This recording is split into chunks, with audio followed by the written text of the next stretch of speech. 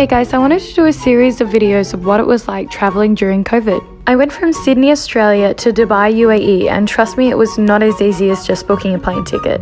You might recognize the background, which means that yes, it was successful and I did make it back to Dubai. I had to request exemption from the new Australian law that permits people from leaving, and I also had to request ICA approval from the UAE government to let me back in. If you want to know what that whole process was like, I've just posted the first video, go check it out. Hey guys, this is part 2 of what it's like to travel during COVID. I arrived at Sydney Airport and you have to wait in a line to get in, and only people who can show boarding passes are allowed.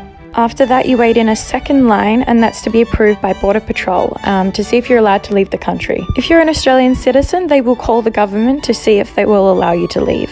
After that, I checked in my luggage, where I was again checked if I was allowed to leave by the Australian government, and had to show proof that I was allowed to enter the country I was travelling to.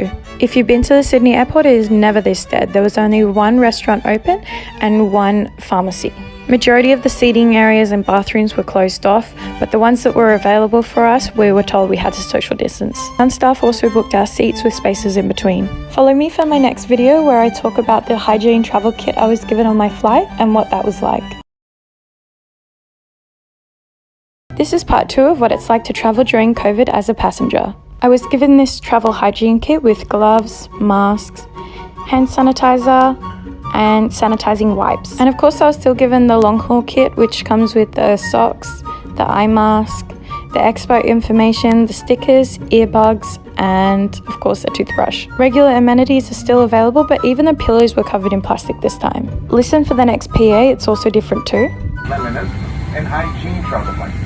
We have also temporarily modified some of our inside services, including our dining and drink service, near-light contact, and maintain strict hygiene levels. As you can see, there was nearly nobody on my flight, actually less than 30 people in economy. And although I didn't want to film the crew on my flight, this is what the uniform looks like now, before and after. Wearing your mask as a passenger is now absolutely mandatory. The only time you can take it off is when you're eating. Well, that's it. Check out part 3 for when I arrive at Dubai Airport.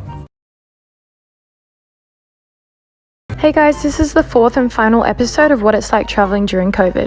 I arrived at Dubai Airport and I was the only person that was staying. Everyone else was connecting onto other flights, so that meant that I was the only passenger in all of the arrivals hall. They have prepared the airport quite well with a lot of signs requesting social distancing. The original procedure for this airport required getting tested for COVID and then going into hotel quarantine. But since then it's now been changed, so I was told to do a home quarantine for 14 days and download a tracking app. After the forms and passing immigration, I was just let to go. I had to pay for my taxi, so I'm not really sure about those that said they got free Teslas. But regardless of not getting a Tesla chauffeur, I am back in Dubai. See, there's sand, and now I'm in my bedroom, so that makes me feel really, really good. I just hope I can go back to work soon, but we'll see what happens. Thanks for watching, guys.